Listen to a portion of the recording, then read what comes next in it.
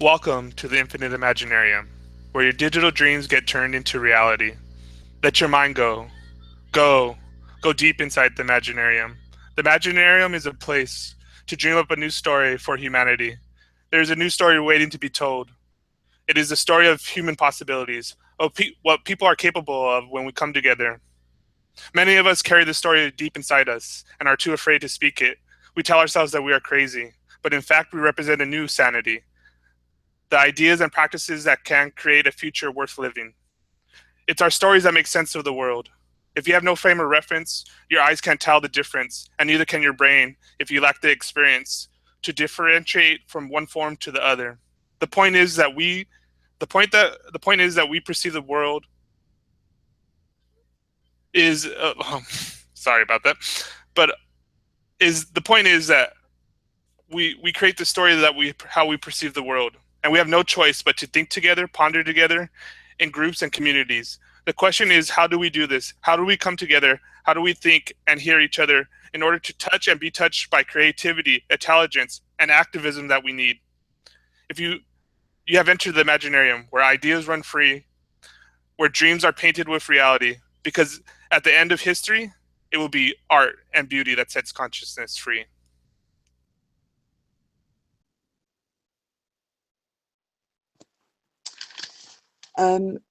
I just wanted to say as well, when we gaze upon an exquisite piece of art or listen to beautiful music, I really feel that an opportunity arises to connect with the original artist, often in the most profound way, because you're potentially firing the same neurons that the artist did when they created it. Thus, we make new neural pathways and stimulate a state of inspiration. And as we mirror the original artist's emotions, we immediately experience something called empathetic resonance, which actually connects us to the artist. The artist could be deceased and it would still connect us to the artist. So in that sense, we never really die. We then feel what the artist felt when they created that piece. Not only do we feel a deep connectedness when we view that piece or we listen to some music, but also we experience an elevated state of consciousness. So this sense of being drawn into a painting or drawn into a piece of music is sometimes referred to as embodied cognition, which is the mind and the body connected. We can experience empathetic resonance in visual, kinesthetic, or auditory acuities. Listening to music will often trigger a visual acuity as well, or a kinesthetic feeling sense, or a kinesthetic acuity. So the listening part of us will then trigger something visual or something feeling.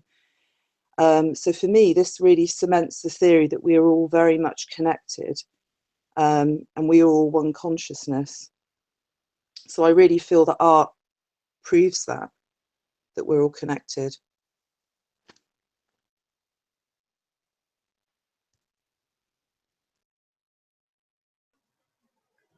And what would we say of time? The time of our lives and the time of our observations. Khalil Gibran might say, you would measure time, the measureless and the immeasurable. You would adjust your conduct and even direct the course of your spirit according to the hours and seasons. Of time you would make a stream upon whose bank you would sit and watch it flowing. Yet the timeless in you is aware of life's timelessness, and knowing that yesterday is but today's memory and tomorrow is today's dream. And that which sings and contemplates in you is still dwelling within the bounds of the first moment which scattered the stars into space. Who among you does not feel that his power to love is boundless, and yet who does not feel that very love, though boundless, encompassed within the center of his being, and moving not from love thought to love thought, nor love deed to other love deed, And is not time even as love is, undivided and spaceless? But if in your thought you must measure time into seasons, let each of us a season encircle all the other seasons, and let today's embrace the past with the remembrance and the future with longing. And what would we say of labor? What would we say of the Earth Mother's labor for us? Perhaps we could decree it as the creation of life. This is an excerpt from Alicia Joquin. The watermelon pulsates, being pumped full of life-giving juices through its umbilical cord, connecting to the placenta of rich soil. The mother nurtures it tenderly, rocking it with care in her arms, comforting it when it cries, droplets of morning dew. The mother incubates her child with beams of her warm love and sprinkles it with a mist of refreshing rain, waiting patiently for it to ripen. The mother veils her child in lush green vines and thick velvety leaves to keep it safe. She soothes the hungry away from her child, blowing the burrowing insects off the fruit with a gentle breeze. At last it's ripe and ready to be birthed, and the leaves are parted, and the smooth round watermelon, free of any imperfection, is raised by two strong hands, fingers spread. The mother screams in pain when the cord, through which the child was nurtured, is severed. The mother's child is lifted into the sunlight. The mother breathes a sigh of relief when the pain is past and the smile at the fruit of her labor. She looks away as her child is ceremoniously baptized in the water of the sink to cleanse any of the contamination. It's then cut into slices, the knife squeaking into the thick rind. But she looks back when a slice is handed to a small child. He grins at his mother, who has provided him with food, and the bright red juice dribbles down his pudgy chin, and he smiles, pushing forward a playful black seed through the hole made from the missing tooth, and the mother smiles back.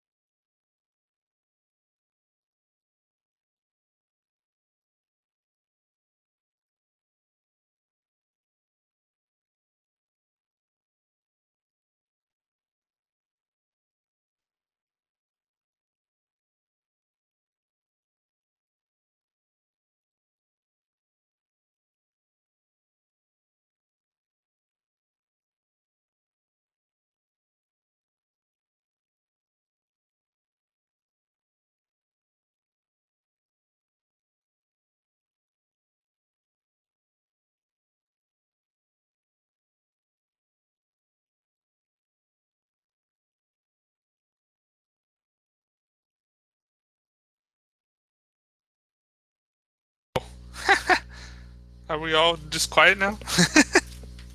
I went into a whole spiel, but I don't think I unmuted myself. Yeah, it went totally black. Oh man.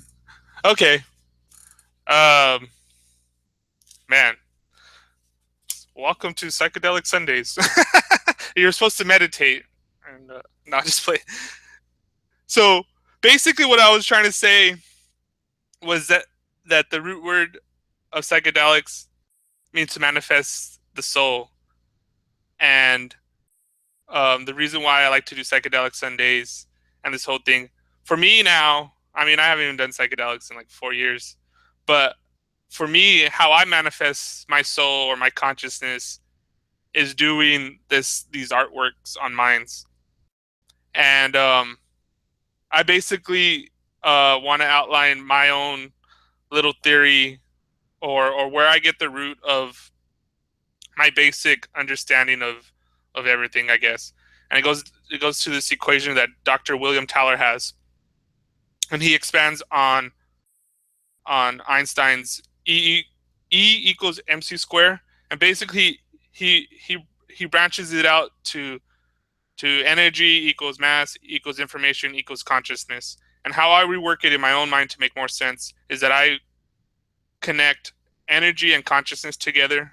So it's energy slash consciousness equals information slash matter. And I view it like space and time. So energy and consciousness are like space and time, and same thing with information and matter.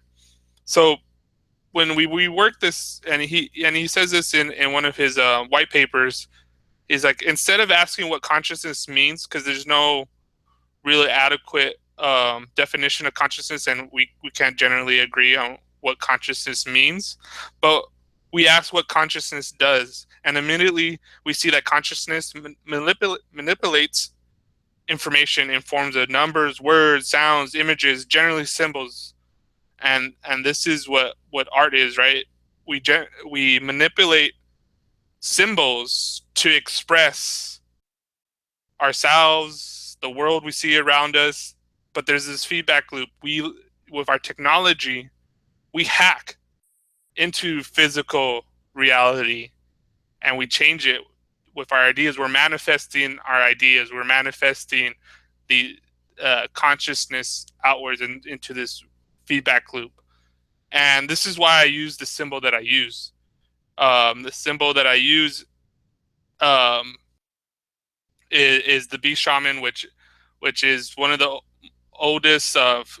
It comes from a cave painting, and from what I have studied, this is one of the first examples of an artist or the shaman drawing something, expressing something that is not seen in the everyday physical world. Before, all the cave paintings before that were all naturalistic, were all of the the landscape with buffalo or deer or whatever, the game, and they're hunting and all of that stuff. But this is something that's different, the other, this realm of consciousness, of deep reality, of whatever.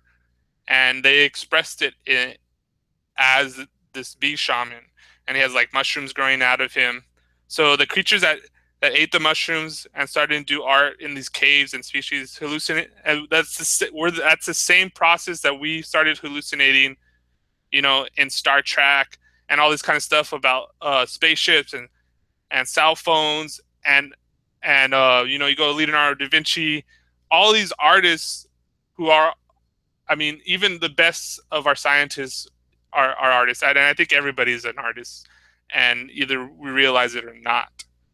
Uh, but so we're manipulating these symbols, and um, so I'm gonna end it with a quote with Terence McKenna, and then see what everybody else thinks. But we can move no faster than the evolution of our language, and this is certainly a part of what psychedelics are about. They force the evolution of language. So, Nikki, kind of going into what you were saying um, about externalizing or expressing consciousness, and art, we have this communion and the mirroring of neurons. You want to touch on that? Yeah. One of the things I wanted to say about, the amazing thing about art and art therapy as well, that is being sort of more recognised now as a real tangible thing, is that there are some people that, aren't very good at being empathetic, or connecting with other people, or they some people struggle to see beyond what's going on in their own world, what's going on around them. To some extent, we're all like that. We all see and perceive things from our own perspective. So, in that sense, we're all the same. Selfish, I guess, in the sense that we just see things from our perspective. But the beauty of art, whether it's music or visual art, is that it develops the ability to empathize. It wakens up the consciousness and opens us up in the sense that we see something, and it fires us off. It fires off those neurons, which is like the mirror neurons. So we see something and it fires off stuff in our brain. We experience a feeling, of some sort of sensory feeling, whether it's a kinesthetic feelings, right in deep in our, in the pit of our belly, that feeling sense, or it could trigger a visual thing. So it can develop empathy in people, whereas before they may not have had an ability to have empathy. So I think even the most sort of, in terms of left and right hemisphere, to be really black and white about it, even the most left-hand brain people that are very factual and black and white about everything, they can see, if they visualize something, if they see something, it triggers a feeling in them, it triggers an emotion. Even if you were just walking through a forest and you're sort of taking in all the beauty of the landscape, or looking at the countryside, it triggers a feeling within you, even if you're the most sort of non-emotional person. um, that's kind of how I feel. What you were saying before about everybody being an artist, I think they are. I think everybody's an artist in that sense. you know you can't deny that. Even you're a chef, aren't you? So when you prepare a meal, they always say, chefs always say that it starts with the eyes. You look at the food and it starts triggering, it starts, you know, a feeling of saliva in your mouth, or a feeling of wanting to eat the food. If the food looks shit, then you don't want to eat it. Do you know what I mean? It's like Michelin star chefs are really obsessed about the way the food is presented and the way it looks on the plate, because they know that it sets off a sensory, um, sort of trigger of feelings. Yeah, when Leading I up would, to you wanting, leading it up to you wanting to eat that food. Where if it didn't look good, it kind of turns you off. So yeah, obviously the visual, everything is visual. That what we look upon things, and it immediately, um, generates some kind of sensory feeling, a reaction. yeah. In culinary school, one of the chefs had, "We eat with our eyes." That was his kind of like saying. Yeah. But so too, and this is something lately I've been playing with, and I guess I've always done it more of an unconscious way, and I think we're all doing it, whether we realize it or not. But so lately I've been really working hard on my content, and so the latest blog I wrote is about art, poetry, and sorry, I'm drawing a blank. But anyways, resistance. And so I wrote it in the poem that, I'm a mind's artist, and lately, to about a week ago, this one artist, Misty Nomer 69, she said, "Oh, you're one of my favorite mind's artists," and I was like, "Oh, cool." And I'm very kind of like always questioning myself, and I think that this is part of why I keep on like driving myself, because I don't view myself like for me, I hold, and I have a very broad sense of what it means to be an artist. But for me, I go and I view like Allen Ginsberg, who's a great poet, and poetry is art, and there's all sorts of different forms of art. But Allen Ginsberg, Jack Kerouac, these are like my heroes, and I view them in very high esteem. And I'm like, I'm no way am I even close to what they do or what they did. And so I, even before, I would even downplay, like I always kind of written, and people would say, what do you do, or who are you, or what, blah blah blah, and it always comes to this. And it was funny because when I got on Minds, uh, and people started really reading my post and my blogs, and we're having conversations. So I would have these conversations in the kitchen. They're like, "Oh, what are you doing this weekend?" And it's kind of really hard to explain what I'm doing. Oh, I'm part of the site and this and that. And so then I started to really to communicate to that. Oh, I write. So like on my part time, I'm a writer, and I write. And they're like, "Oh, really? Like, what do you write about?" And I'm like, "Oh, about consciousness. I write poetry." And so I really felt right there that I started to identify or to label myself as artist, uh, even without me really fully confirming it. And lately, I've been getting these really good feedback. And then there was someone else said that too. Like, it's like, um, what do you like? I've been getting these like just random people like contacting me, which is always great. Like, the greatest compliment I get is not on how many likes or reminds that I get, but when I inspire someone else to do something. Seek Gnosticism has always been great at this. Every time I like, especially in the early times of Minds, everybody here knows how it was in the beginning of Minds. Like, one person will post something and it'll get everybody kind of fired up. And then you'll see different, you actually would see how that idea or expression networks, and it's spread out. And you'll see someone else write a poem in a response to your writing.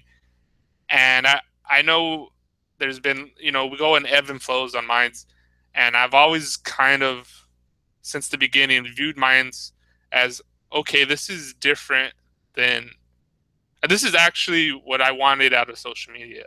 And what I mean by that is that I want to network and socialize ideas and projects with the hope, and this is why I say that we're we want to manifest digital dreams into reality. So part of it is that we talk, and it's cool because Kevin has actually visited me, which I think is great. This is where I want my experience with Minds to go.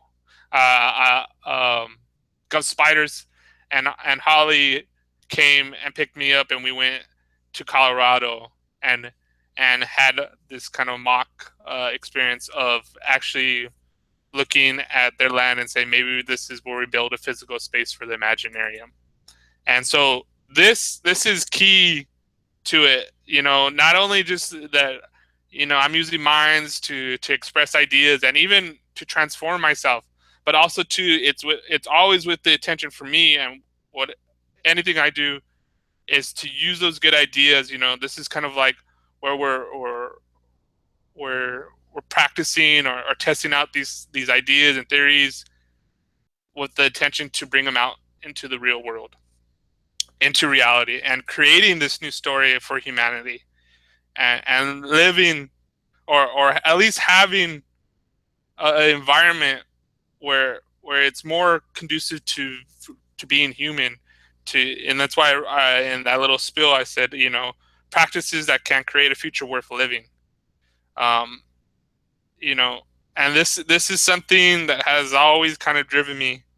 And so when I finally said out loud, kind of like cemented that I'm kind of like putting my feet down, or the line in the sand is, and I proclaimed in that blog that I'm a minds artist. And for me, what that means is that I use all the tools on minds to express myself, to try to manifest these ideas and consciousness in this digital realm, and see how they play out, in the ecology, and keep on pushing these ideas forward, and then like an incubator. And once I feel I have certain ideas, or a certain amount of feedback, that's when I think it's time to move it into reality, to have this convergence. Um, so I mean, and this is something that I kind of want to express deep a little bit more, is that what I want for the show, and we kind of did this mock thing in the beginning. I think we'll get better at it as we go along. But because of what Gus Spider said, that where we're going, we don't need a host, and especially for the Infinite Imaginarium. And sometimes, um, I would love it too for someone on this panel or someone listening that wants to get involved with the Infinite Imaginarium. Do a remix of what I said in the beginning, and I'm probably gonna do a little video and make a good version of that and put that out there.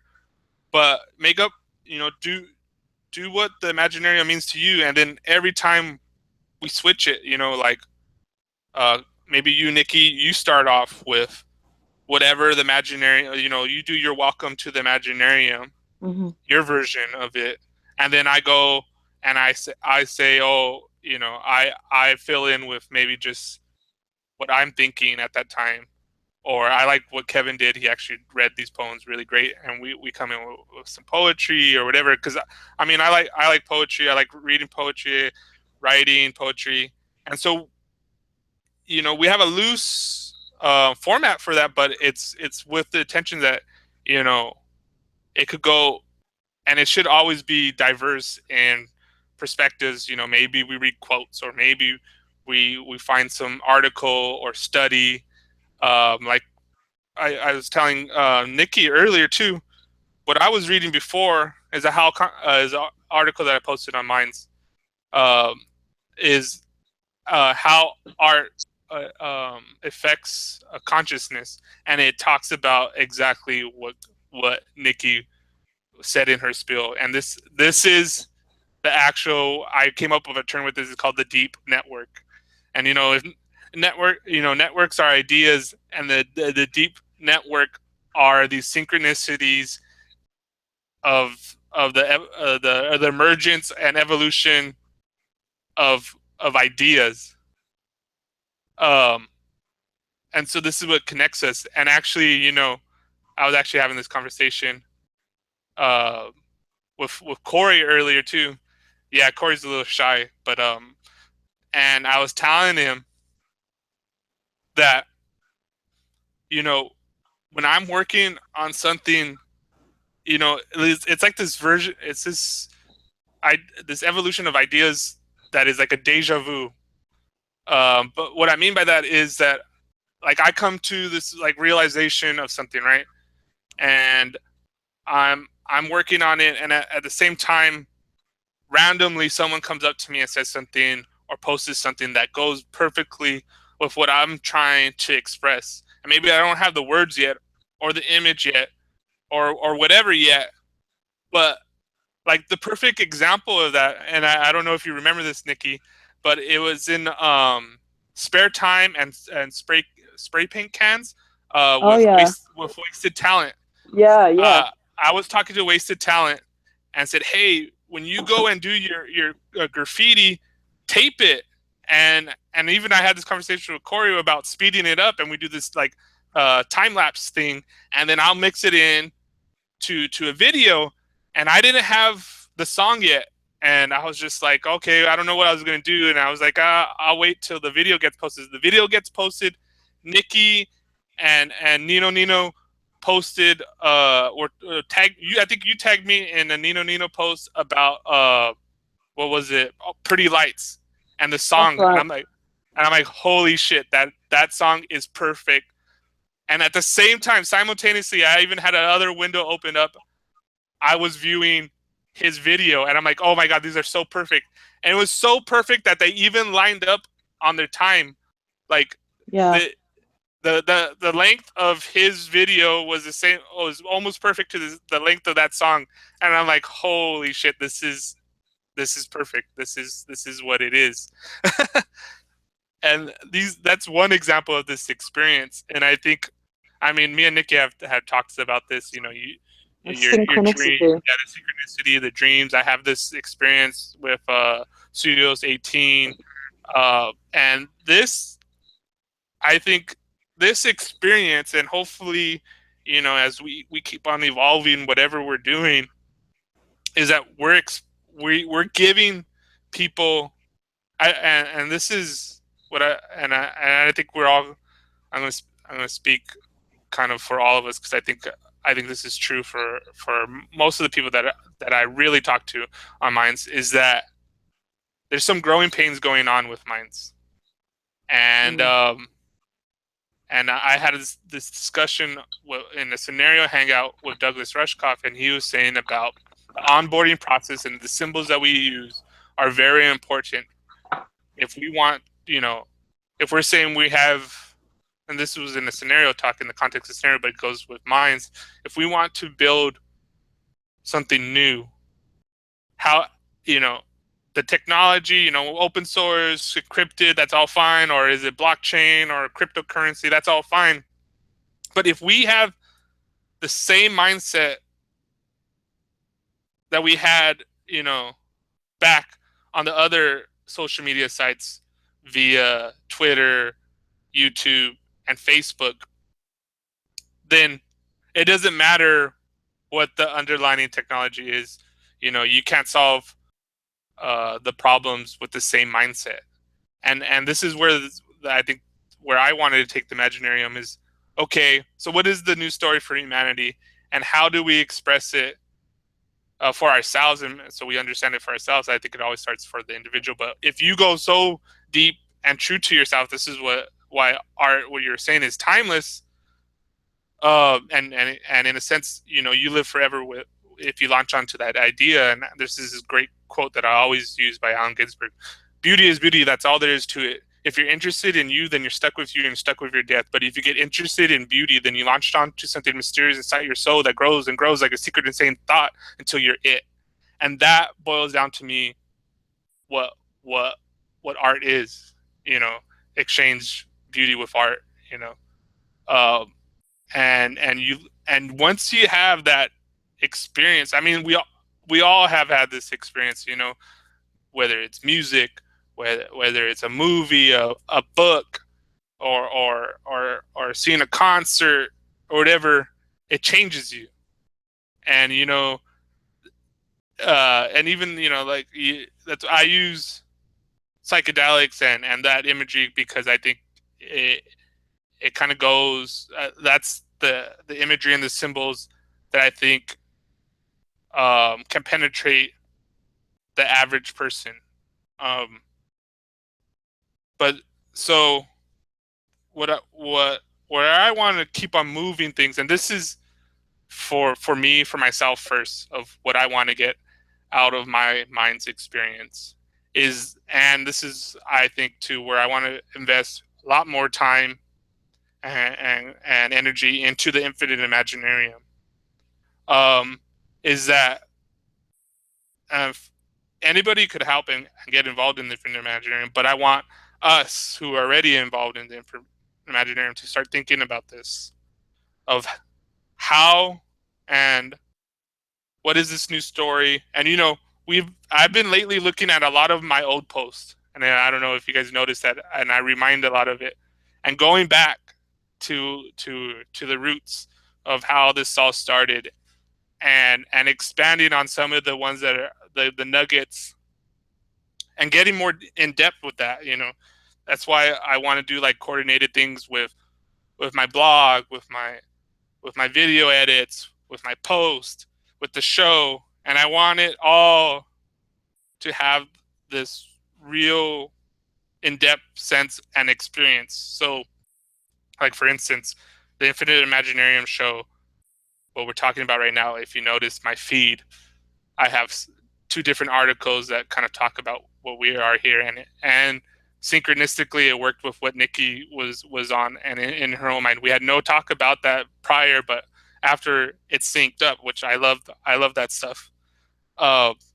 And I later too, I'm already thinking about writing another blog that kind of helps with what we're talking about here and going a little bit in more depth and giving people links to go down those rabbit holes if they so want to wish to give us a feedback on certain ideas and this and that. But and it goes back to this thing that I've been wrestling with, and it's I think the onboarding process, and this is not to say this is how mine should be, but this is what mine's means to me, my own story of mine's, and and I I want to express it truthfully and honestly in an artistic way so it resonates with the right people. And this has always been my experience, whether I've known it or not. And this is why uh, we have these deep connections. And, like Nikki, I've never met her in actual physical reality and physical space, but we have these synchronistic experiences because we launch onto the same ideas, artwork, or whatever it is. And we have this development that's happening with us, that the emergence of consciousness is manipulating symbols, and actually we are the medium of which consciousness expresses itself. So consciousness is the artist and we're just the pen, we're the paintbrush. But yeah, Nikki. Yeah. I mean, I've always had a bit of a love-hate thing when it comes to, online, connecting with people online, because in the one sense, it's immediate. So it's kind of fifth dimensional, instantaneous connection with people, which is great. But I also feel that there's no substitute for being with people in the flesh, that physical connection, because it goes back to the mirror neurons firing up. When you're with when you see something visually, it stirs something in you. So there's no substitute for actually being with people. There's a connection that you feel with people when you're actually there in the flesh with them. So I kind of feel like this technological age that we're living through at the moment is the beginning of that. It's showing people that sharing, our thoughts and feelings through social media, whether we share our art or our blogs, or, I think the thing is we feel safe sharing things, when we type it out, when we don't actually have to sort of be in front of somebody. Like somebody said to me, it's really funny how people sort of, on Facebook, people will post all manner of things that they wouldn't perhaps post or reveal if they were sat in a pub or, sat opposite people. They wouldn't necessarily share that with people because they wouldn't feel confident in doing that. Whereas they feel more confident because they're just in their house, typing away. They can just do whatever they want and they feel safer doing it. I feel that, it's necessary. It's kind of, for me, it's the beginning of that strong connection that we have with each other. social media gives us that confidence to reveal parts of ourselves that we wouldn't necessarily reveal if we were there in the flesh. So I feel that it's necessary that we have this technology now. I feel like it's the beginning of human beings being able to connect on a more telepathic level. I know that might sound a bit over the top, but it's kind of like, we can reveal stuff and feel safe revealing it through technology, whereas we would, and it's instantaneous.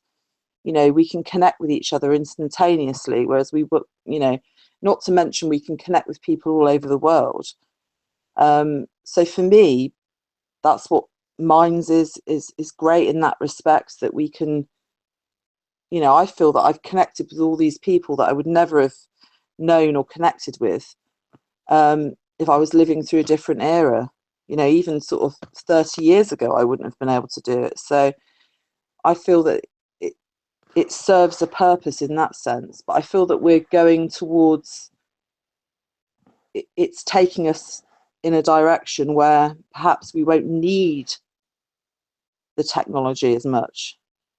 So in a weird sense, we're kind of going through this technological age of advancing through all these things, becoming these highly conscious beings, not to mention our ability to process and store information has developed massively, purely on the basis that we spend so much time online processing information. So even people that say, oh, I don't read books, I'm not interested in books, don't like it.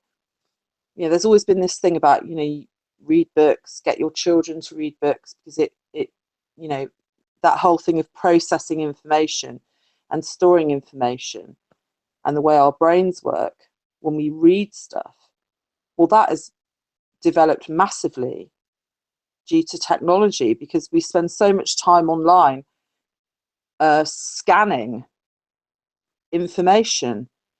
That whole visual acuity of scanning information has developed the human brain massively.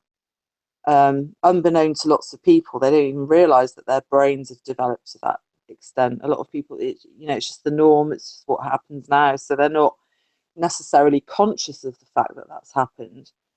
But I think human beings have evolved massively in the last sort of 25 years due to technology, and that process of just scanning information and processing information, that's developed the human brain.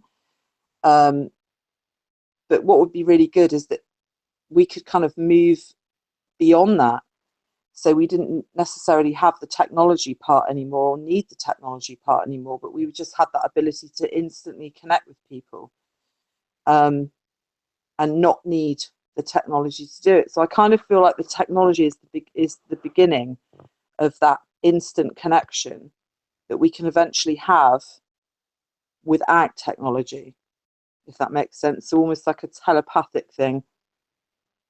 Yeah. This kind of goes into another thing that I've been really into lately. And so I mentioned him before, and he's someone that I've been reading a lot and I look to a lot. And his name is Douglas Rushkoff, and he wrote this book. It's called Program or Be Programmed. And he also says that, in that book, he talks about how we we we build tech, we're we build technology, and we're, instead of technology being built for humanity, we're changing our humanity to technology. And so it's time, and then as we're waking up, to build technology for humanity, and shape the technology to empower us as humans, instead of what you were saying, where we have these great tools, but for different reasons, we're acting like a computer. We're just scanning information sometimes blindly reminding or clicking and going into this automatic mode, and we're like, oh, we have all this information, yada yada. But what makes us pretty unique and different than a machine or an artificial intelligence is that we can make connections that that even the advanced algorithms can't make. Part of some of the studies with the recent studies with mushrooms, and it says, even after you take those mushrooms, um, people have this make these non-linear connections of information, and it stays with them. But also too, the mushroom and the psychedelic experience is just a tool itself. Meditation does this as well, but I think you need to have that frame of reference, and this is why I always kind of use these symbols and talk about psychedelics, because once you have that frame of reference, and Alan Watts has one of the best quotes about it, is like, once you get the answer, you hang up the phone. The real work happens in the integrating, whether you read a great book or you get this piece of truth or information, that's fine, but the real work is in integrating that until where it becomes part of your being. And in that quote that I was saying, you launched onto to beauty, that beauty being art or truth or whatever that beauty is, and until you're it, the being of it, and you're it. And so this integration part is something that I'm really always kind of mulling around in my head and my brain. But Douglas Rushkoff also has this new project, and it's called Team Human. And it's so funny. I told this to Corey, is that so when and me and Nikki, this is our project, Infinite Imaginarium, and we've been on a hiatus and for various different reasons, and we're like, we need to get back to it. We need to get back to it. And so I was like, you know what? I had this feeling like it's time. Let's do it. It just felt right. And simultaneously at the same time, I forgot what I was looking up, but I was looking up resources for that new blog that I was writing about art and activism, and I came across the Team Human podcast, and it's like, oh, I remember that Douglas Rushkoff was doing that. I was like, oh, let me listen to it. And when I listened to it, so it's a weekly podcast, and it has a set of resources to enable human intervention in economics, technology, social programs that determine how we live, work, and interact. This is a media as cultural resistance and a path to social change. And I'm like, holy shit. He's that's more formed of what I was visualizing Infinite Imaginarium to be. And so then I started getting into his podcast and his website and the different people that are connecting with him. And in one of them, and I think this is really important for us right here, and the other people that resonate with me, with Nikki, and our group, is that we have, in one of the podcasts, it says we have plenty of critics in the world telling us that it's going to end or this is crappy or whatever, and but what the world needs is more visions. Um, and Douglas Rushkoff goes on to kind of say is like, facts really don't matter to anybody. And the example is the electoral politics. Look at what's happening right now, and we sometimes get confused or stuck on, if we just we have this truth and someone just reads this book or reads this article or watches this YouTube video, and then they're going to be awake and it's going to magically change something. And we've been doing this, and we're, if anything, if you look at what's happening right here in the States and with our election, it's actually making things worse. But what it is this is the artist has to ground its expression in truth, but it does it in a way that it affects you on emotional level, and it moves you, and and it's not so much that, oh, you need to believe this truth, but it's to spark it within you, so you start that process of integrating whatever information it is and doing that research, and is, you know, kind of like leading that horse to water and then hopefully sparking it to drink it. And it goes into these quotes that I like of Kennedy. And so John F. Kennedy says that when power leads man towards ignorance, poetry reminds him of his limitations. When power narrows the area of man's concern, poetry reminds him of his richness and diversity of existence. When poetry corrupts, when power corrupts, poetry cleanses. Then he also has one when, if more politicians knew poetry and more poets knew politics, I'm convinced the world would be a little better place in which to live in. And then in the newer one, I said, you know, I think I told this to Nikki in the thread, that if more scientists knew poetry and more poets knew science, I'm convinced the world would be a little bit better place to live in. And so, you know, we're all concerned of, like, you know, oh, this truth or that truth, but how, and this goes into that dream that I expressed. I had this dream where I was at this hip hop festival and it was in South Central, and I'm pretty simple of how I dress. Like I'm pretty neutral. And so, like, everybody projects something onto me.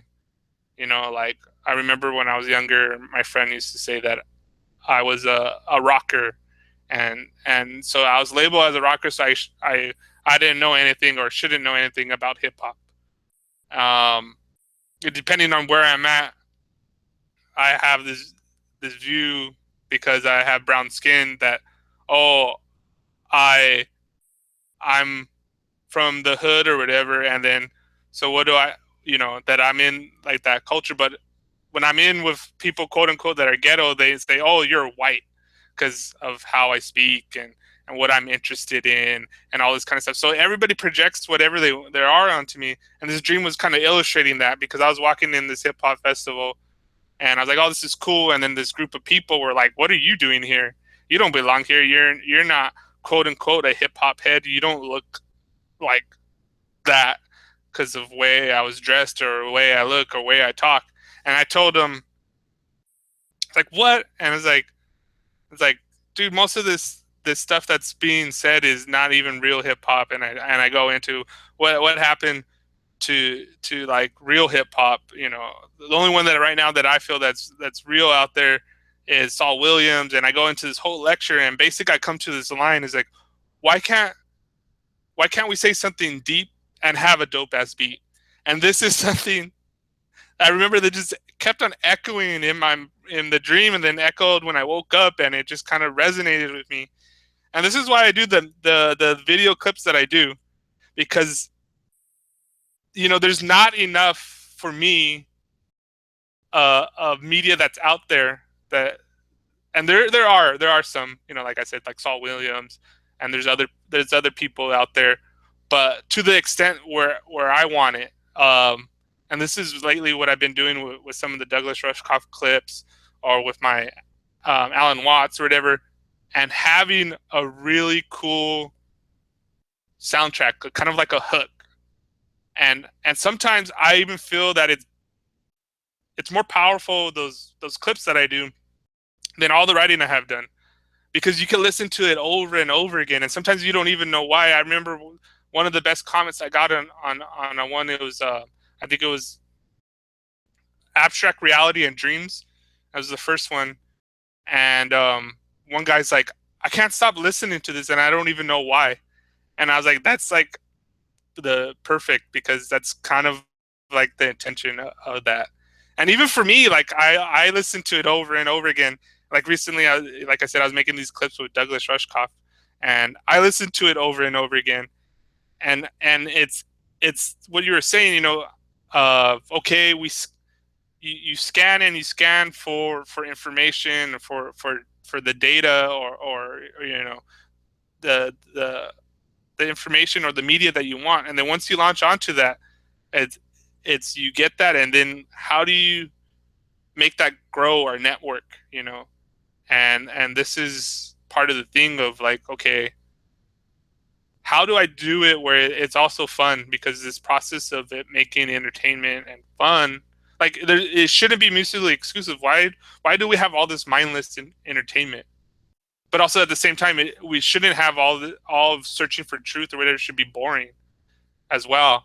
And this is where it comes to that crutch of that thing in that dream. Why can't we say something deep and have a dope ass beat? And I think that's the where the magic is kind of at, and and this is what keeps on where I keep on striving to. Like I don't think, you know, I always kind of laugh and stuff, like what Corey was saying that he's a caterpillar right now. I feel the same way about me. I have no uh, answer. Like I said, there's like a line that I steal from Jack Kerouac. I have nothing to offer the world but my own confusion. But you know, if you go to this old story of Socrates, why was Socrates the wisest man in the land when he went to the the Oracle of Delphi? And it says, "Oh, you're the wisest man," and he's like, "No, I can't possibly be the wisest man." And so he goes on this search and asking questions, and that doubt and him that was pushes him to be the wisest man because he had that self doubt and he's always searching and working towards this. You know, there's kind of what in this latest clip that I did with Douglas Rushkoff, he talks about how do we move past the old narrative of the story, where it's a three act, you know, beginning, middle, and end, and move away from teams and winning and this side or that side, but move into this ongoing open source narrative that continues. And this is where I'm at right now. You want to say something, Nikki? Yeah, I was just going to say that one of the biggest sort of myths, I think, is this whole plagiarization thing of like, oh, you know, somebody creates something original and you shouldn't copy it, and that's something that I completely disagree with, because I feel that the whole development of consciousness is that artists create things.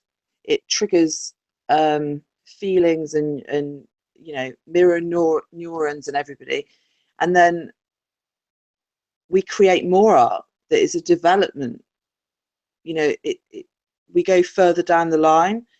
So art should not be something that is like, you know, I've created this and I don't want anybody else, you know, I'm going to patent this because I don't want anybody else to use it. Or when I create art, if I was to write a blog or create some kind of video, movable montage or something, or music, I would want people to be free to use that at any point, because they're not just going to replicate what I've done. They're going to create something new from it.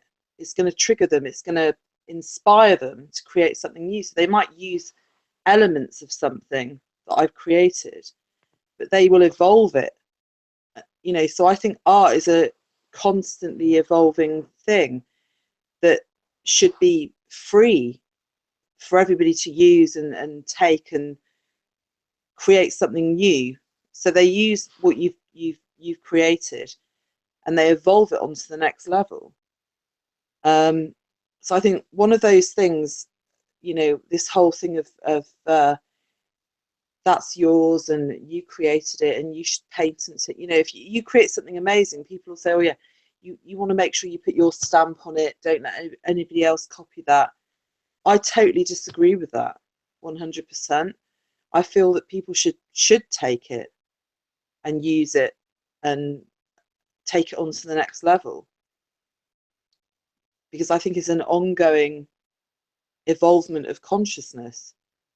And I think any artist that has created something amazing, that has been logged in history as being something amazing, if they're deceased now, they would probably want that as well. You know, if you could speak to some of those artists, they would say, yeah, I wanted people to take that. I wanted people to be inspired and use it and create something new, or create something extra on top of what I've created, if that makes sense. Oh yeah, I mean, I am kind of extreme in that sense of copyright. I am totally and conscious of being a remix artist, and I think too, and I think it goes back to the new story, the old story of ownership, of individuality and stuff. It's not that it's wrong, but it's limited.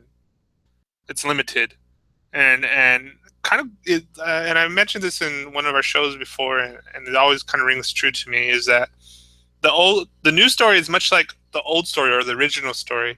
The Native Americans, when the Europeans came over and they said, "Oh, we want to buy this land off of you," and they kind of looked at them and they laughed, and had no concept, like, how can you own land? You know what I mean? Like, like, the earth is our mother. You can't own it. It didn't even compute with them. They had no frame of reference of it. And the same thing, I think, too, with ideas. That's what I said earlier, and I want to, like, kind of reemphasize it, is that, especially too in the creative process, if you're really honest with yourself. And I also saw this documentary about mathematicians, and when they're writing, doing new discoveries in math or whatever, they talk about it in the same way as art. They go in and they research a study, but then there's this moment, this aha moment, where it seems like the answer or the idea comes to them instead of them creating the idea. Even the Platonic dialogues, Socrates has this great moment where I think he's teaching a kid about math, and he said, "Okay, you teach them 1 + 1 is 2," and you say it right. 1 + 1 is 2. 2 + 2 is 4. And then all of a sudden, for whatever reason, inside his own head, he makes the connection without you telling him that 5 + 5 is 10, and he goes on with it and he keeps on going on with it. And so these, it's not that the ideas belong to us, but it's more like we belong to the ideas. And and and consciousness, and that information is expanding and pushing and pulling us, and we're just one of the newest forms of technology to process and express consciousness and information. We are a paintbrush for information and ideas. I think this is where my head's at, and where it makes the most sense to me. And I mean, I'm pretty blatant about me remixing stuff, and maybe later I might get in trouble with it, but I really don't care in that sense. But at the same time, I'm more focusing, especially now, when I'm honing in on my skills, or even making better video mixes, of course, giving credit to them, because I think it's important to go down that rabbit hole of the source. And that's why lately I've been kind of uh, preaching about Douglas Rushkoff and preaching about Saul Williams, because those two right now are um, kind of where I look to, and they're kind of the voice and the vision of where I want to take Satori D. Um, like that old saying with the scientists, I think it was Sir Isaac Newton, that said, "We stand on the shoulders of giants." Everything that has come before us, um, and we should build upon that. Right? Why? And I had this funny little saying that I said, "Why reinvent the wheel when you could put rims on it?" Like improve, make it better. Yeah. So you don't have to constantly reinvent the wheel. And I think this copyright, and where we have got, like, the attention is kind of good, but it has become to a form of control, and has stagnated progress a lot, I believe. And Bill has mentioned this about um, minds and proprietary software, and how minds could be so more advanced right now if it was just open source. You know, what they're reinventing the social networking wheel, um, and so I'm really, everything I do is kind of a remix. I even kind of blatantly change. You know, like I have this one poem. It's called "Unconscious Tape Loops," and in one of the unconscious tape loop blues, it's really a mashup of Allen Ginsberg and William S. Burroughs, and I just kind of update it, you know, uh, and I use some of my own experience, and I kind of like, you know, he has his line where he says, Allen Ginsberg, I've seen the best, you know, what is it? I've seen the best of my minds be destroyed by blah blah blah, and I use YouTube hashtag wars, YouPorn, and I say modern stuff where I, you know, the best of our minds being destroyed by these things, and so I just kind of blatantly rip off Allen Ginsberg in that poem, but you know, I think I'm definitely on the same page with you with that, and it's so funny because like if anybody really looks at anything I do, it is definitely quote unquote I'm plagiarizing so many different artists, but at the same time I think too the reason I do it because I consciously, you know, hold all those artists in great respect because they have developed um, me, not only just art or how I express myself, but my consciousness. It has formed my consciousness, and this is why I like to quote Terrence McKenna, or I use Alan Watts in a remix. And a lot of times I just do it for myself because I want to always go to the source and you know, kind of look back and see where I want to go. Or a lot of my stuff is out of my own confusion of my development. Yeah, but Kevin, did you want to say something? Yeah, I have a lot to say. um, art therapy. We'll go right back to where Nikki was at the beginning there. Definitely one of the strongest points of where I'm trying to push minds in image therapy and reinvigorating the non-human connection of where society and social network has clearly taken us back and made us, you know, very narcissistic, very wrapped up in what each of us are doing, what we are.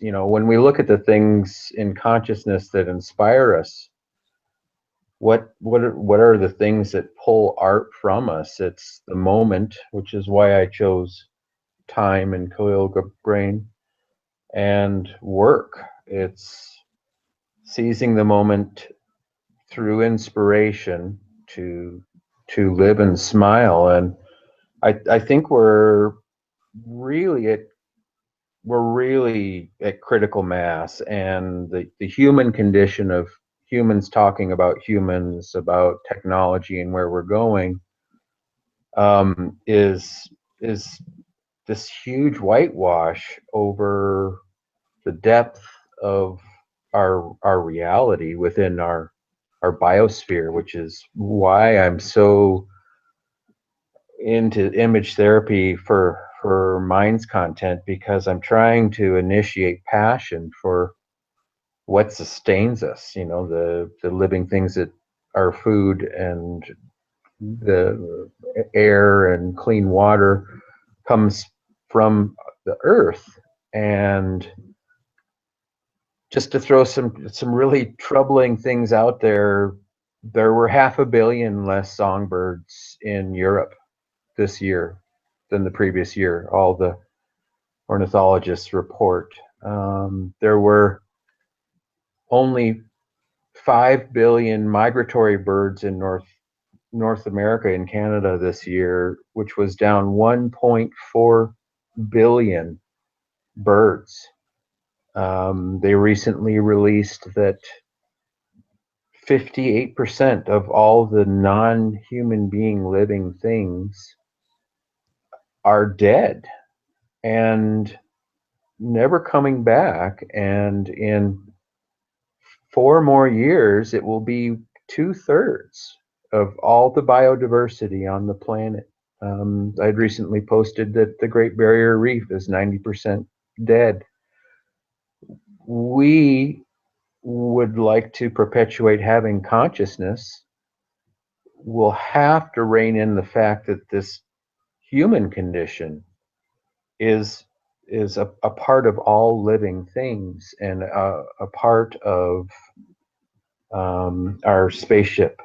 And we can probably pretty safely through technology go into a world of Soylent Green, if any of you have seen that movie, where we turn humans into food and digest each other.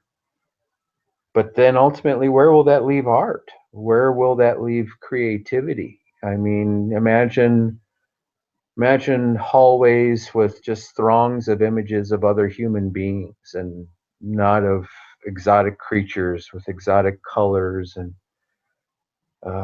landscapes painted in, you know, black and white. Um, it's really a critical moment in history that we get past our narcissism, that we get past our boastful pride of what technology is supposedly doing for us, and come to the conclusion that when it's commodified and militarized, that the technology isn't providing us a healthy environment to be artists, to grow consciousness. Like, this is where I'm at and why I'm so searching out to, you know, trigger people's underbelly, to make them go into a softened mental state, that they will reach into themselves, and then maybe they will read some of the more um, deeper thinking things that you post, Daniel, and a lot of the work you're doing, Nikki, with people channeling the consciousness growth factor that's coming to us. That un, until we can realize our true spirit selves, our spirit persons having a human experience, we still have to have this human experience.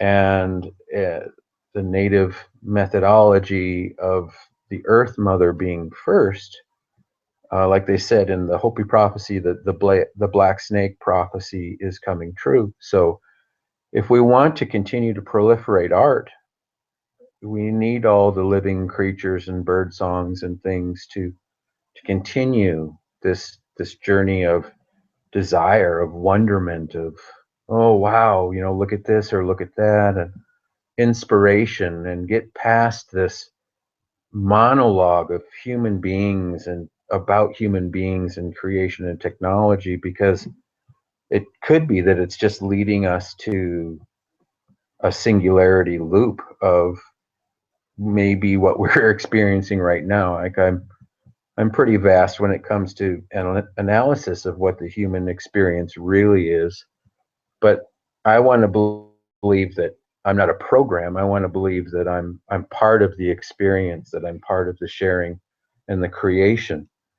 And a bleached or sterilized world where it's all, you know, most people live in cities now, and they go from their four walls and their window into the streets, and they see other humans only, and then they go to their work and they stare at their screen or whatever, and then they come home, and then to recreate, they look at their monitor, or, you know, maybe a couple of times a year they're out in the world, or maybe they're lucky enough to take off, you know, every weekend and sit by a brook to see a sunset, and this is not, it doesn't maintain the value for artistic purposes, for inspiration, for creation, that it really needs to be focused on. And I think how we're whitewashing humanity by talking about inspiration and people reaching into themselves to become themselves. It's really critical time right now that we take a step back, and that like 20% is all that's left of the surface of the earth that is wild. 20%. So if we can't arrest this, amazingly destructive behavior that humans have allowed to take place, then you know the children won't be having this discussion. They won't be talking about art or creativity or sensitivity in the same way. It'll be a different discussion, and I'm very much a seven generations thinker. So that was kind of a vast monologue, but that's sort of what I have to say. I feel that it's really a case of, you know, it's a fork in the road moment, in the sense that, whatever you want to create, whatever in reality you want to see, that's what you'll have. So in that sense, I feel that there's going to be a bit of a divide in collective consciousness, if you like. There's going to be a division of the collective consciousness. So I'm not necessarily saying there's going to be two halves, like 50-50. One half is going to see one thing and the other half is going to see another thing. But it just falls down to your own individual belief system. So what you feel and want to see, you'll create that. So I agree with you in part about about the future generations, about the children. It kind of falls down to us to create a reality that they deserve. But I kind of feel as well that some of the younger generations, they're so relaxed and chilled out because they're beyond, they're kind of more evolved than we are. So like my children are fully much more evolved than me, and I kind of see that every day with the way they interact with me about stuff. And I'm thinking, when I was young, all this stuff that was going on around me, because I was conscious from a very young age, I'd be thinking, oh my God, this is horrendous, this is going to happen in the future, and I'd have concerns and fears. But my children, the way they are, which I love in some respects, is the fact that they're so happy and chilled out. It's kind of like they know that it'll all be fine, because they're more evolved. Their consciousness knows that whatever they create in their head is what the reality will be. So in that sense, I kind of feel like there's going to be this division where one collective consciousness group is unaware of the other collective consciousness group, if that makes sense. So, I kind of feel it really is just down to the fact that we create what we think about. Whatever we think about becomes the reality. So we can't change other people's views or thoughts or belief systems. Quite often I see online, this constant sharing of things, to enlighten people and alert people of things that are going on in the world. And oh God, we need to make people aware of this, and we need to make people understand what's going on. But I'm not so sure that's what we need to be doing. I feel like what we need to be doing is just sharing the things that we love, that we believe in, sharing the things that, in terms of social media, sharing the things that are the reality that we want to see come about. And that's kind of all. It sounds like a really selfish thing. It kind of sounds wrong in terms of what we've been brought up to think, that we shouldn't be selfish and just do what we want to do. But actually, we're doing consciousness as a whole. If you think in terms of consciousness split up into trillions of different aspects, we're doing them a service, a good service, by sharing the things that we love and want to create. So if we want to create beauty and lovely things on the planet, then that's what we want to be sharing. We don't need to focus so much on sharing the things that we think we need to alert people to understand. And also, we have to bear in mind that people are at different levels of understanding. So if we understand something clearly, it'd be like a toddler, a 2-year-old, trying to explain a certain thing to a 2-year-old that only an adult could understand would be impossible. In our head, we're thinking, well, why can't they just understand it? It's perfectly simple. But because they're only 2, and their level of awareness and understanding is in terms of being on this planet, is only 2 years, and perhaps our level of understanding is 25 years or 40 years, they couldn't possibly understand it at the level that we understand it. And it's the same with consciousness and different levels of consciousness in human beings. We feel desperate to sort of show somebody something, like, why can't they see it? It's so obvious. But certain people can't see it because their level of consciousness is so much lower than perhaps our level of consciousness is, which sounds arrogant, I know, but it's kind of like you can't force those things upon people. It doesn't matter how many times you share something and ram it down their throats. It would be the same as speaking to somebody in another language, speaking to somebody in French. They didn't understand French or Italian or whatever. They can't understand it. It's like, you may as well be speaking another language. So I kind of feel that you have to focus on the things that you want to see happen. Now, that could mean certain people, certain consciousness aspects are going to focus on the things that perhaps other consciousness aspects think are wrong. So this is where the divide may come in. So I kind of see a split of consciousness, but that means that one consciousness group will not be aware of the other consciousness group. So it won't actually be an issue, it won't be a problem. It'll just be that we'll be unaware of each other.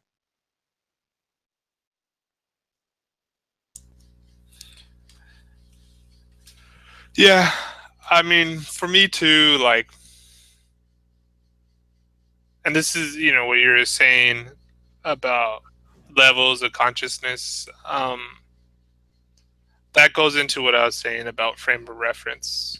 And I'd rather, for my own personal way of expressing, like what you said, you're using levels to express something, but you don't necessarily mean it as, oh, what you said, it might sound arrogant. And it's just simply, they have no frame of reference. They don't have that set of symbols to express that idea yet.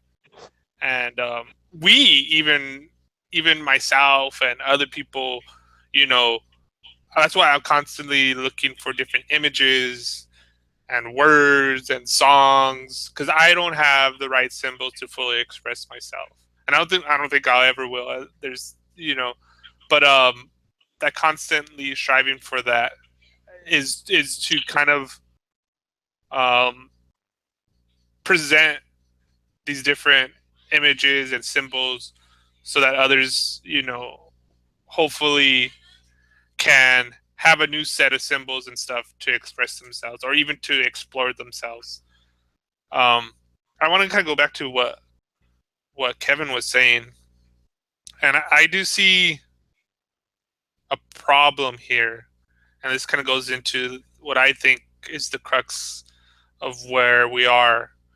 We think we're still stuck in this dualistic way of thinking, and we're talking about splits, and we're thinking, it's humanity versus technology or whatever. And I think where it's going towards there's it's non-dualistic. It's seamless. Language breaks up the world into symbols and to bits to express it, but the actual world, independent from our language and even from ourselves, is seamless. And this is, there's one thing to be like, there's a difference between your mind and being aware. We use conscious as being aware, but consciousness is the seamless everything. It's the whole integrated whole of everything. Before, we used to use this symbol or word, God or spirit, the great spirit, but the new symbol that I like to use and word I like to use, because it's less loaded, is consciousness, and I use it in a lot in the same sense. It's to express this deeper. It's just a symbol, though. I don't. We get hung up on this and that, but technology. Like technology is natural. We are part of nature, and technology is part of us. Like we're an expression of nature, of consciousness, and technology is the expression of us.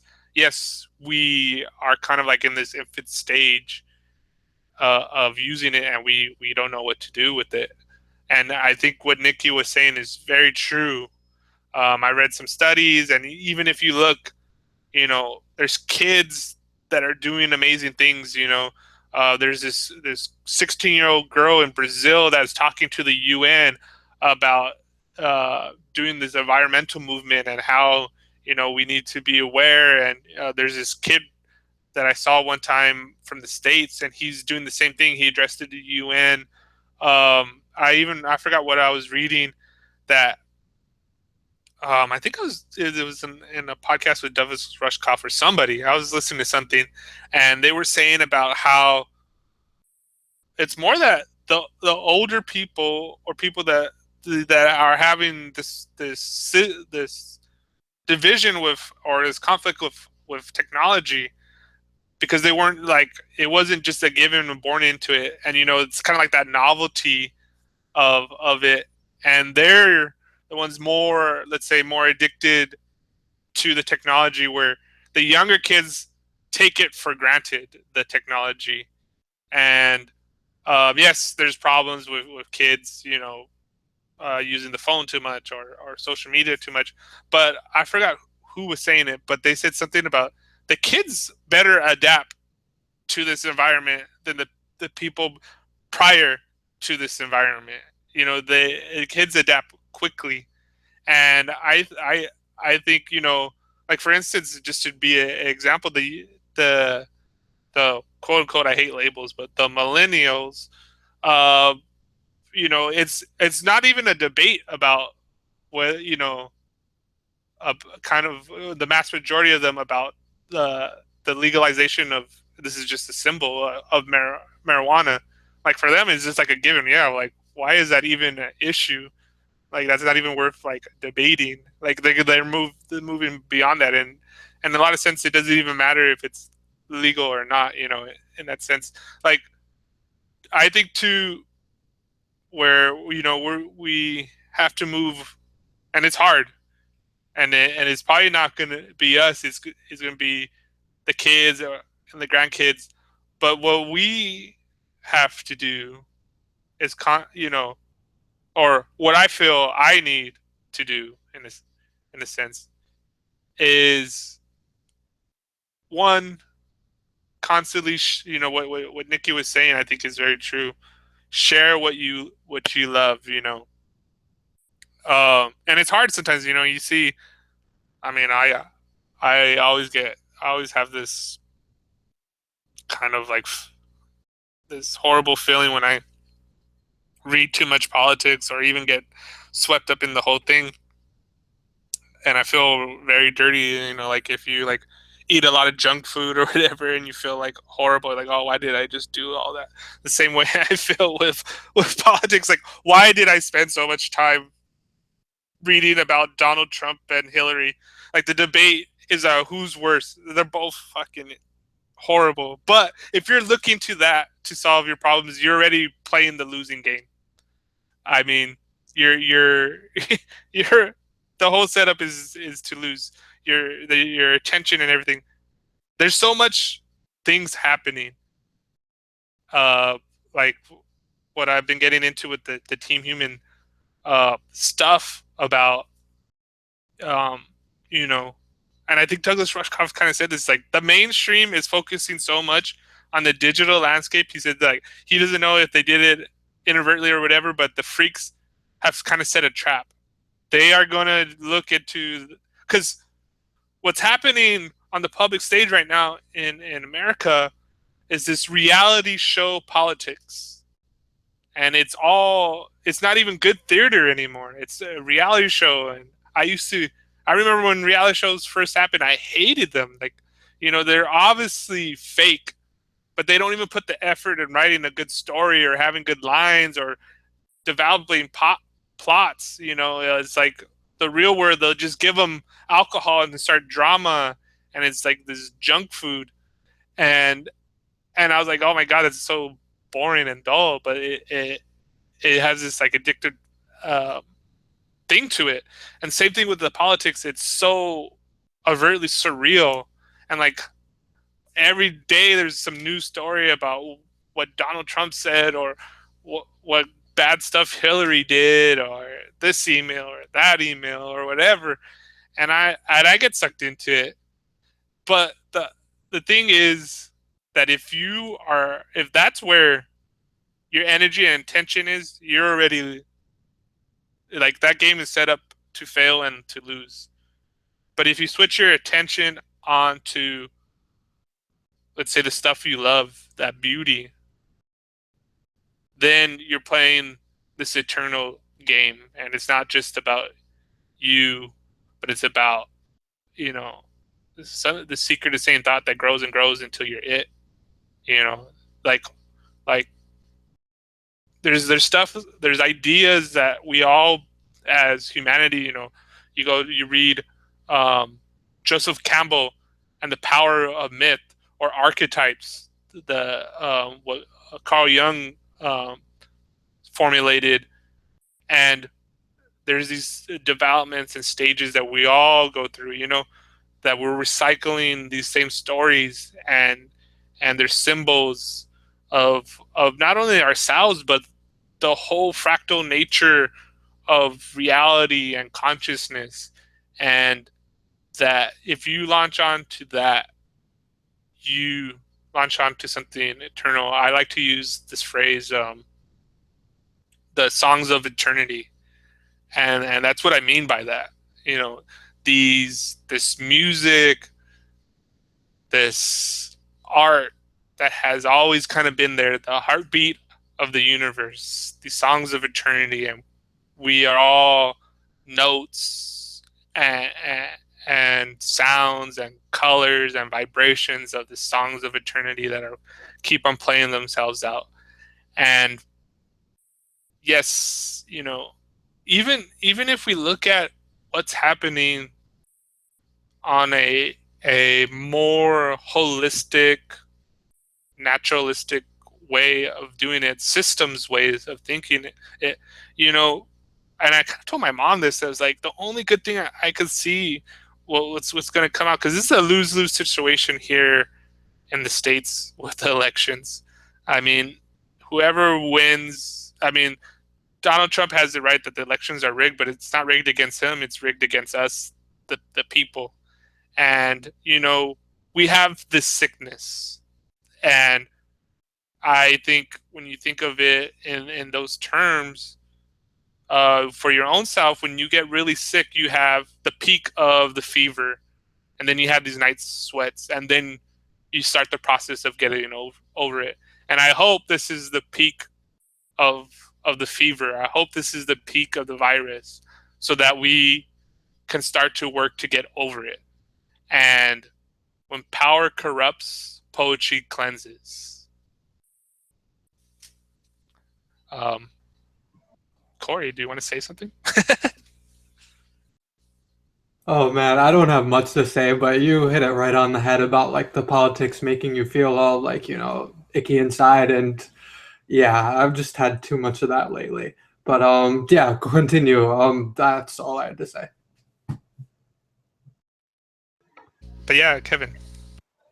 I just wasn't my intention to paint a bleak picture, but to the things that enthrall the human condition to create are the unusual, the, the unexpected, the glorious, those things that are fundamental to quality of life,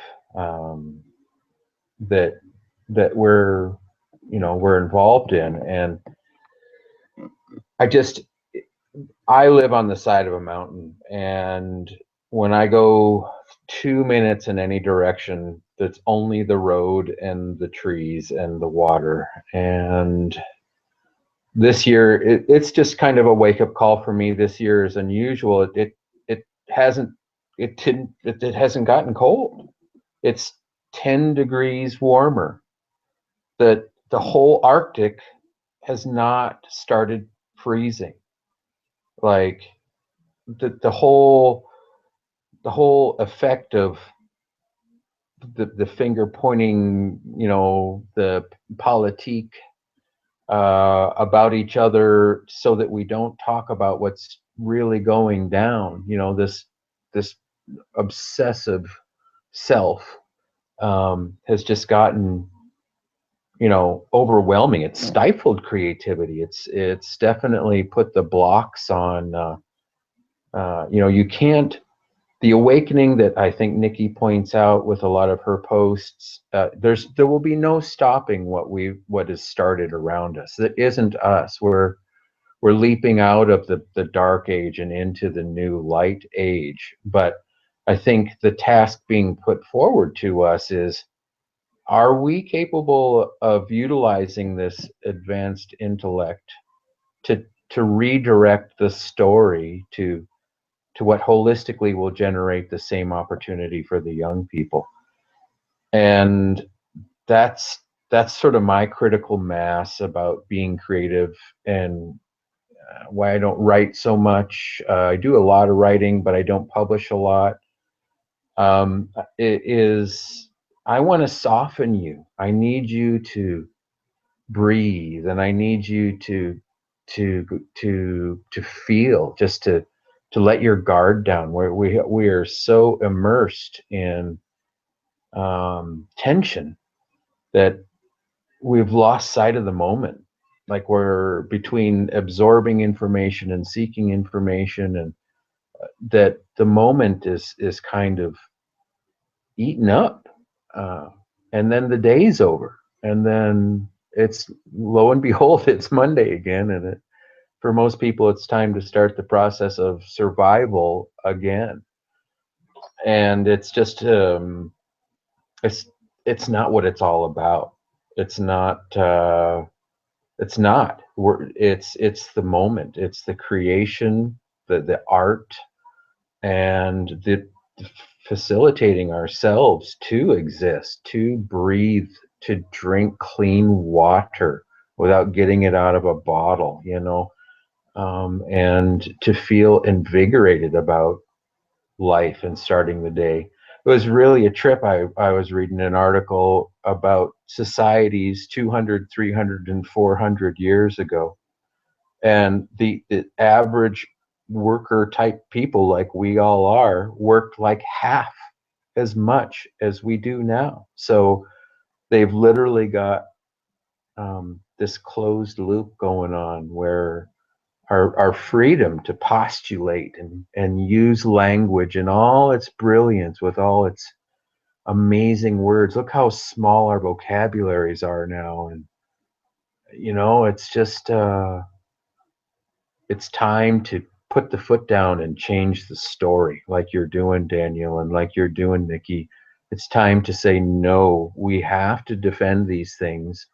And money, technology will lead us out of what capitalism has led us into, because through robotics and IoT and different things will become freer. Like there's no reason to be a debt slave anymore, and we're headed there. But we're really at this critical mass now where we've got to preserve what's left and nurture it and refurbish a lot of the bad things that we've done, so that we can move forward, I think, with a clear conscience.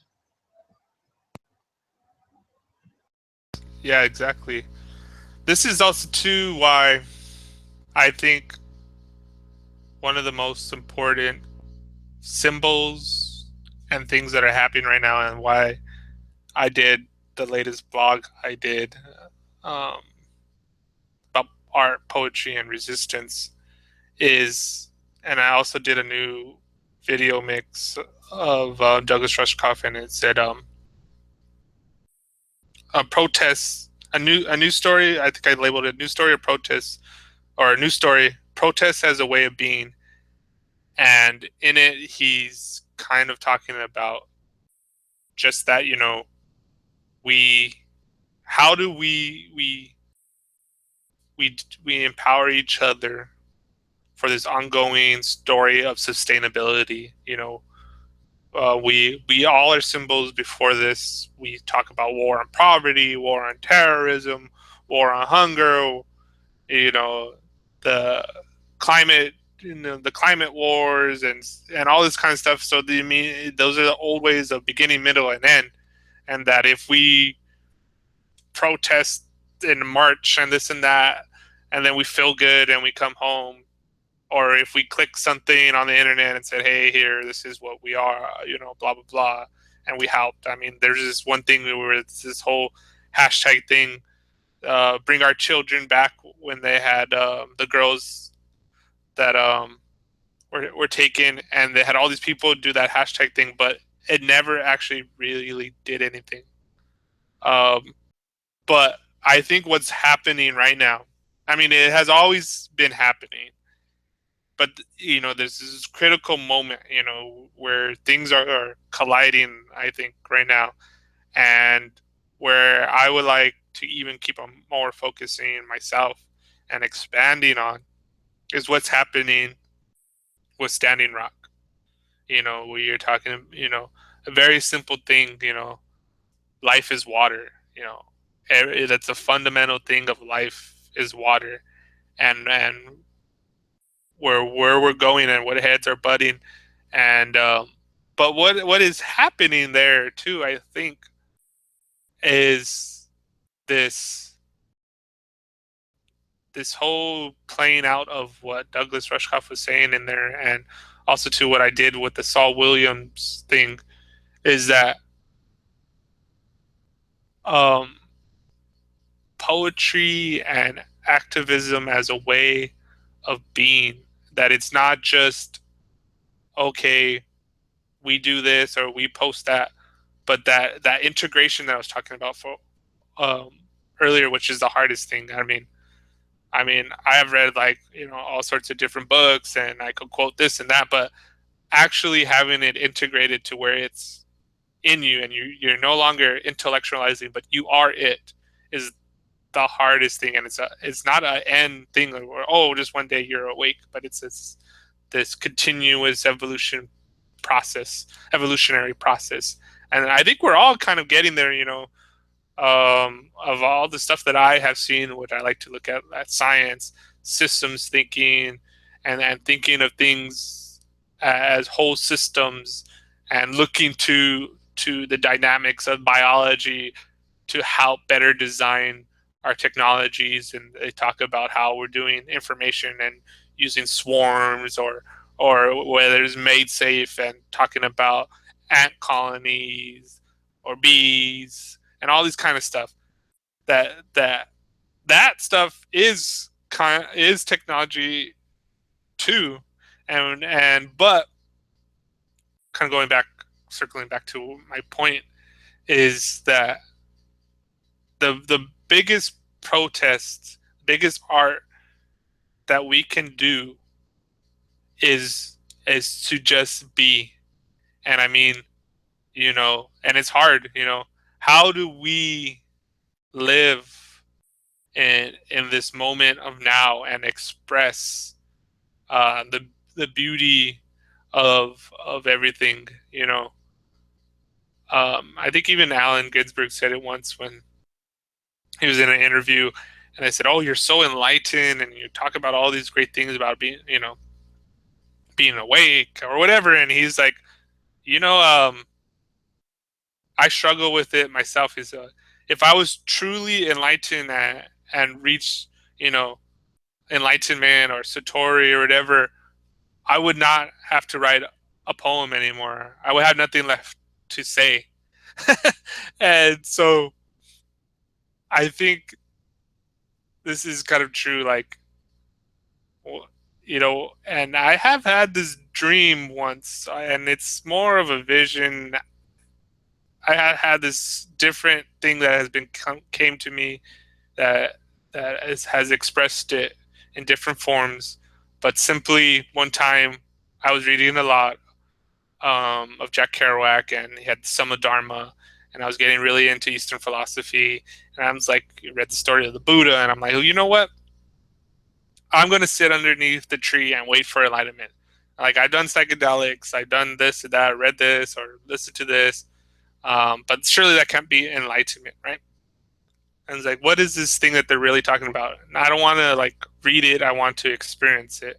So I went under in my backyard, sat under my tree, and for the first day, I just drank water. And um, nothing really happened. It was more me struggling with my mind and trying to you know all these thoughts floating in my head, like, oh, what are you doing? You should just give up and eat, or maybe you should read a book, blah blah blah. So my mind was drifting everywhere, and I was sitting there, and then I'll get up and go and read a little bit, then I go back and sit underneath the tree. And then the second day, it was a little easier, where I could just sit there and breathe and feel the wind and be in the moment. But then I would also get out of it, right? Then I would think, oh my God, I'm hungry. Oh my God, what am I doing? Why am I doing this? I'm wasting too much time. I should be doing this. Maybe I should call my friends and go out and do this or do that. Then I was like, no, no. Like, I have to wait. Like, I don't care how long it takes. The third day, it was a lot easier. I wasn't thinking anymore. I was just sitting there. Then I just had this moment where I had this feeling like, okay, I'm ready to let go. And I laid down and I folded my hands across my chest. And then I had this classic outer body experience where I first viewed my body in third person, and then I viewed my backyard, then I viewed the plot of where my house is at, then I felt my neighborhood, then I kept on like going up, and then I noticed, the city, the state, I noticed the country, noticed the earth. Then I started focusing on a star, or what is a classic white light. And then I get there, and I kind of like there's this um uh like being, but it's like not a being in any sense. It's just like this shadow or this sense. All this stuff is beyond words, and I just intuitively know that this was something, and it kind of like stopped me, and it wasn't necessarily saying words, but I just knew what it said. Is like, what are you doing here? You don't belong here. And I was like, no, but the white light looks so pretty, and I want to go to it. I want to be with it. It's like, oh, it's not your time yet. And then I had all these rush of thoughts, right? Oh my God, like, if I go there, I'm going to die, and then I'm never going to see my mom again. And right when that thought came into my head, I get pulled further down. What about my grandma? I'm never going to see her again. I get pulled down again. My sister, my dad, my friends, my girlfriend. I'm never going to be able to eat, have this fruit or whatever it is. And every time I had these thoughts, I kept on getting pulled back and pulled back and pulled back and pulled back and pulled back. Then boom, I was in and back into my body again. And what was weird about this experience was like, oh my God, I just kind of like, I passed out in that, and then I had this weird dream. But when I came back into my body and started feeling my body, it was as if my whole body was asleep, like when your leg falls asleep. It's like, oh my God, I started freaking out. I was like, okay, I need to go eat something, like I'm freaking out. But that kind of goes into, that's just a big illustration for me, and this is kind of where a lot of the crux of my poetry comes from, and different things I try to express comes from that experience. And mind you, that's not even that's had nothing to do with psychedelics. I was totally sober. Actually, was only had water for like 3 days. But anyways, what I'm saying is that what you're saying about being right. That in the same respect, we have all these distractions of all this media that's coming at us that pulls us and keeps us away from being. Oh, we have to look at the news. We have to see how our updates, our notifications work. Everything's pulling us away from just being able to live, to be, and everything's pulling us this way and that way, keeping us into this kind of weird little conscious trap. But at the same time, when you look in, there's like when I was studying a lot of Eastern philosophy, there's I forgot exact terms of it, but there's one path where you look outside and you do menial tasks. You know, you rake the sand, and then the master hits you with like a stick or whatever, and so you kind of looking out to kind of suddenly wake you up, and then you're just being. And then the other way is to look in, and you sit there and you do your mantras. And so in the same sense, hopefully, we're looking so much out of this and that, and doing these little tasks, and we're hitting and we getting these different shocks, and suddenly I think it happens to everybody in very different directions. I remember when I saw this one movie. It's called Waking Life. It kind of like woke me up in a sense. I was like, holy shit.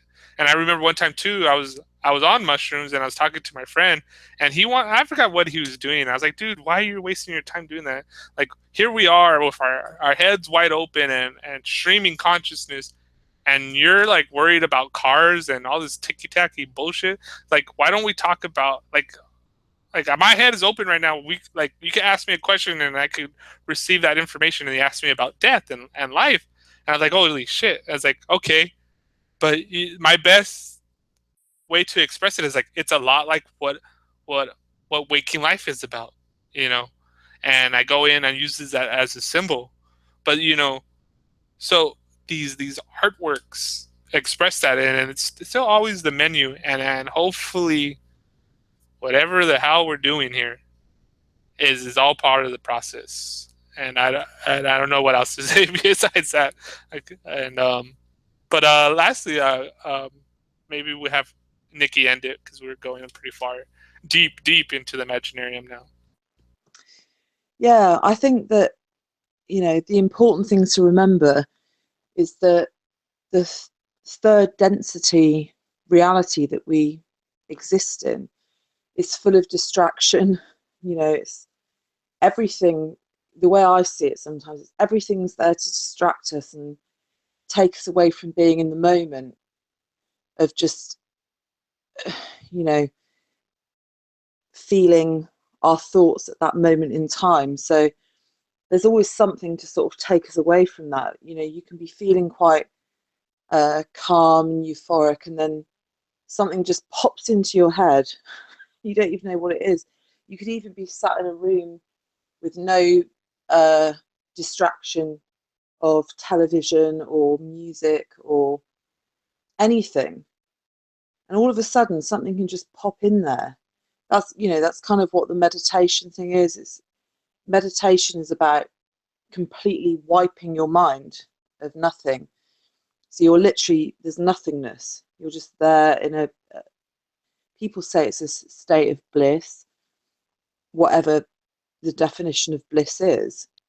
It's kind of almost a monotone state of no kind of up and downness. It's just, you're just in one state. So it's not necessarily being in a mode of bliss.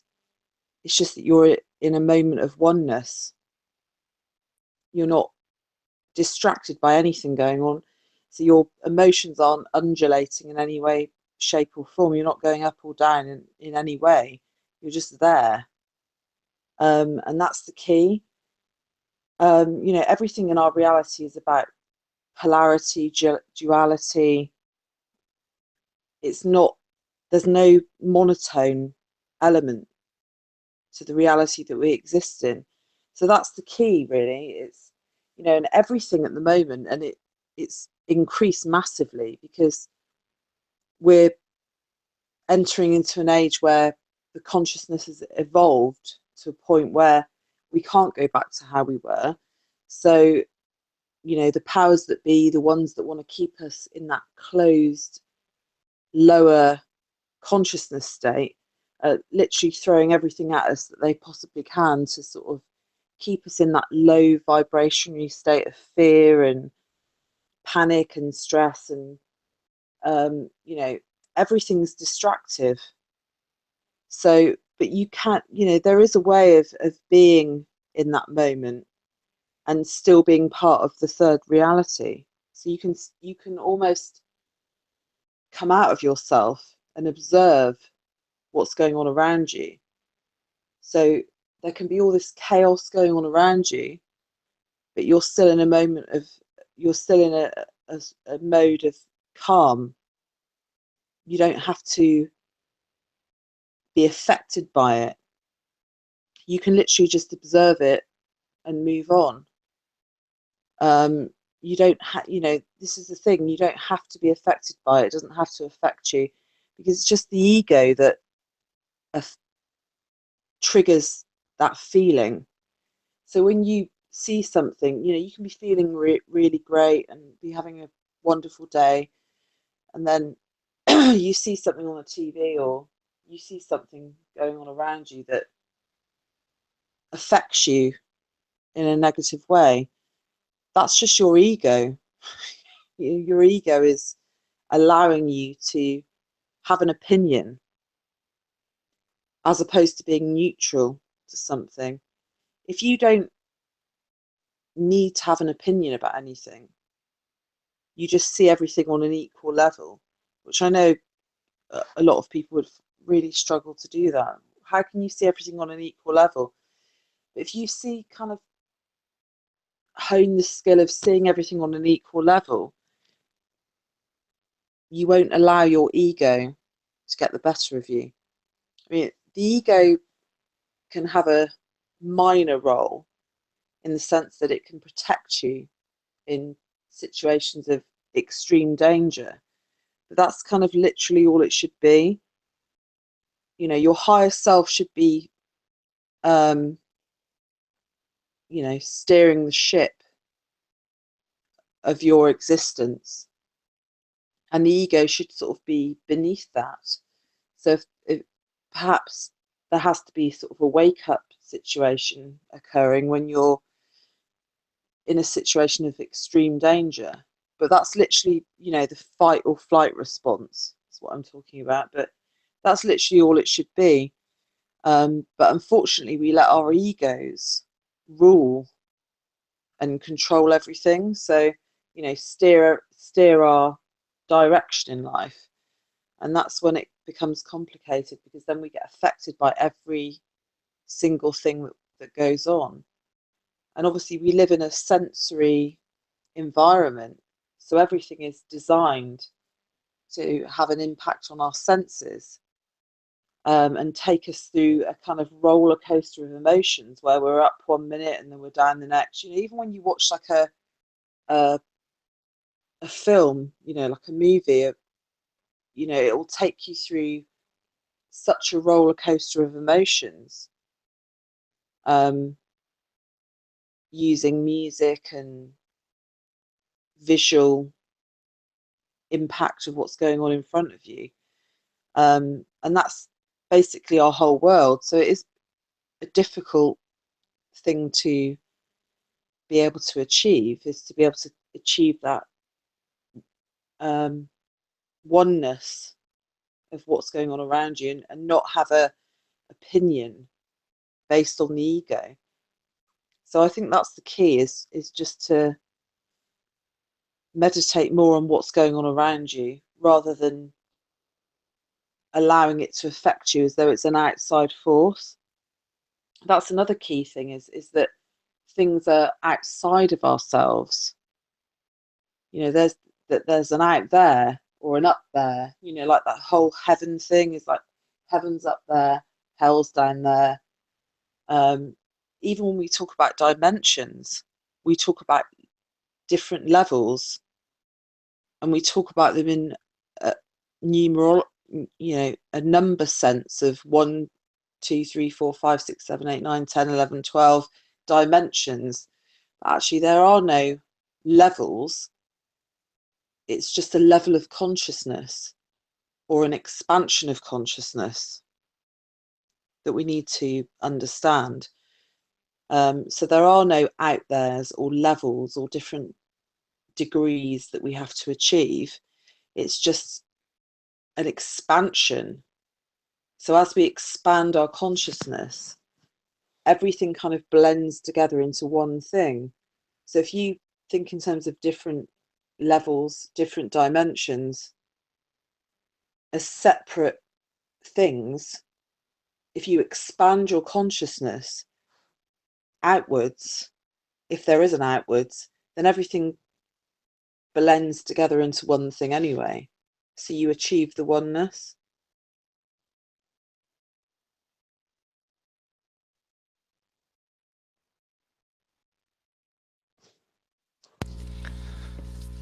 Yeah, I think we went through a lot today, and I like the kind of reforming of consciousness. But to wrap things up, because we have gone pretty long and deep, and we will continue on with this subject. I mean, this is kind of what the Imaginarium is about.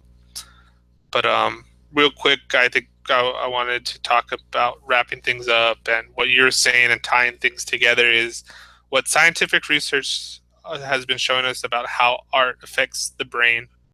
In the today's brain scanning stuff, it shows us how art changes the physiology of our brain. Contemplation, observing, and taking in beauty all stimulate pleasure centers within our brain. Um, art.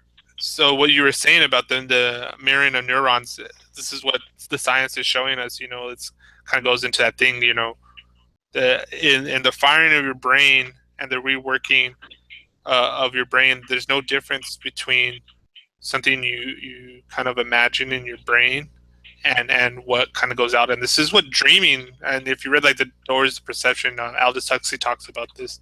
Is that dreaming is kind of like this simulation of reality, and reaffirming these neural nets into your brain so it gets integrated, and so you better integrate whatever skills or information you need to continue on with life. But this the same thing with art has the ability for us to hack our own brains and hack reality, so that you know uh, this quote that I used in the book, I mean, in my blog, art is not a mirror held up to reality, but a hammer in which shapes it.